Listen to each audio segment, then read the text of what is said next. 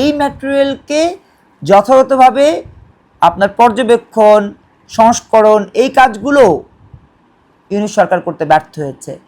আবুল কালাম তিনি তার ফেসবুকে স্ট্যাটাসে মারা যাওয়ার মাত্র 2 ঘন্টা আগে লাস্ট স্ট্যাটাসে তিনি লিখেছেন যে আমি যেন আমার সেই লক্ষ্যে যেতে পারি যেখানে কোনো চিন্তা থাকবে না। বাংলাদেশে মেট্রো রেল এটা ছিল শেখ হাসিনার নেতাকর্মীদের বাঁচিয়ে রাখার একটা প্রক্রিয়া। আপনার যুবলীগ, ছাত্রলীগ, শ্রমিক লীগ, স্বেচ্ছাসেবক লীগ এমন কোনো লীগ নাই যে মেট্রো রেলের প্রজেক্ট থেকে 2 টাকা ইনকাম করেনি, এমন কোনো নেতাকর্মী নাই। তো সেই মেট্রো রেল আক্ষরিক অর্থে হয়ে এসেছে এখন আমাদের গলার কাটা। কারণ মেট্রো রেলে যেই পরিমাণ বিদ্যুৎ ব্যয় হয়, যেই পরিমাণ অর্থ ব্যয় হয়, সেই পরিমাণ কিন্তু উপার্জন হয় না। অর্থাৎ আয়ের সাথে ব্যয়ের অনেক তফাৎ, অনেক পার্থক্য রয়েছে।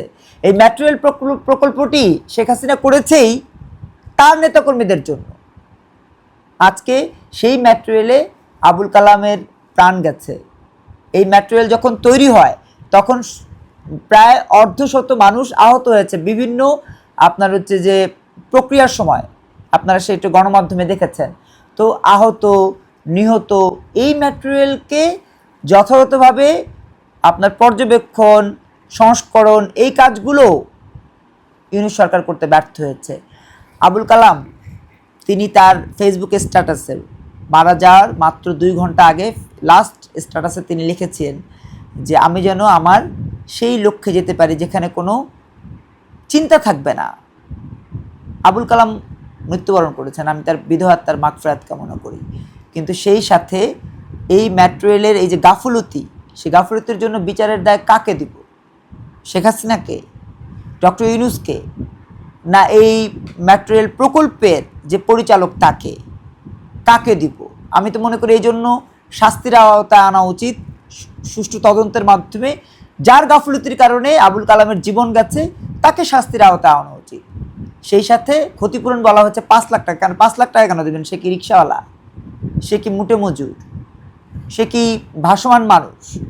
সে কি আমাদের থেকে কোনোভাবেই খাটো মানুষ? তাকে কেন আপনি 5 লাখ টাকা দিয়ে তার এই জীবনের অঙ্কের হিসাব নিকাশ করছেন? আপনারা বলতে পারতেন তার পরিবারের ভরণ পোষণের জন্য, তার পরিবারকে স্টেবল করার জন্য যতটুকু দরকার ততটুকু সরকার বহন করবে।